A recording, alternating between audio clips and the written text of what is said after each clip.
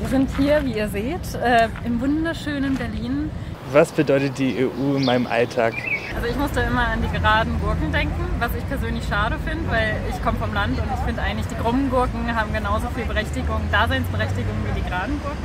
Ich würde sagen auch Frieden oder Freizügigkeit. Ich kann in der EU gut rumreisen und auch überall studieren. Und dann vielleicht eher indirekt sind halt Standards, die ja von der Größe der Gurke, wenn das stimmt, bis zu Klimastandards gelten. Ja. In meinem Alltag? Ich denke, das Erste, was mir einfällt, ist natürlich Reisen. Das problemlose Reisen durch die ganzen EU-Länder. Aber auch das Studieren und Arbeiten.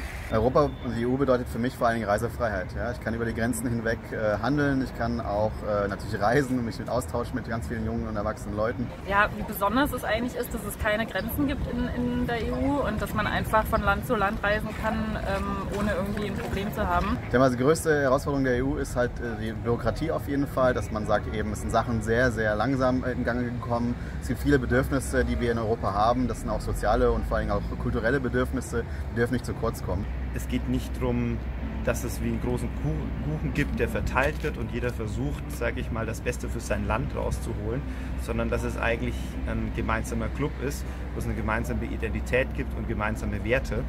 Die größten Herausforderungen für die EU momentan ist der Rechtsdruck in Europa oder in der EU.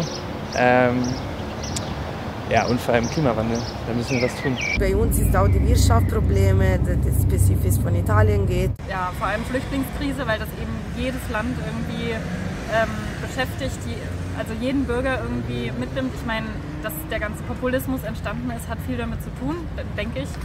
Aktuell würde ich sagen Artikel 13 und Brexit.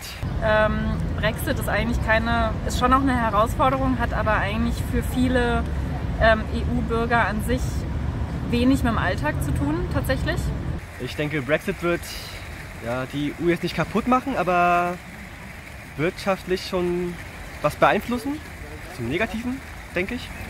Und Klimaschutz sowieso, weil es eben die Jugend vor allem sich damit beschäftigt. Ich denke, Artikel 13, auch wenn es schon verabschiedet wurde, da ist das letzte Wort noch nicht gesprochen. Also es gibt noch viele mehr Themen, aber das sind so die wichtigsten, finde ich, auch für mich persönlich. Ich wünsche mir von der EU, dass sie das, was sie eigentlich schon alles geschafft hat, mehr spürbar macht.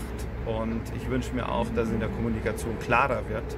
Zum Beispiel alles, was so Verbraucherschutz etc. es in den USA nicht gibt, was es in der EU oder bei uns gibt, dank EU, dass man das mal sieht und dass das sichtbar gemacht wird und darüber auch gesprochen wird.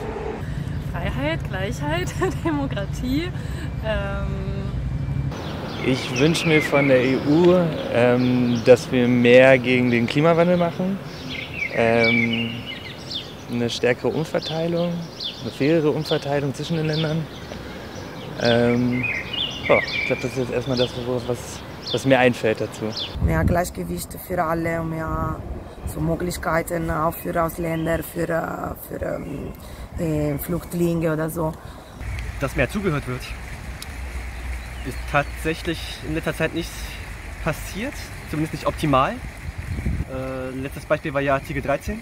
Auf jeden Fall noch viele, viele Jahre Frieden und Freiheit für die Menschen hier und vor allem jetzt in dieser spannenden Zeit, vor allem mit der IT-Entwicklung und der Digitalisierung, dass wir doch hier ein Wertesystem aufbauen und erhalten, das eben nicht erodiert von anderen Nationen oder Ländern.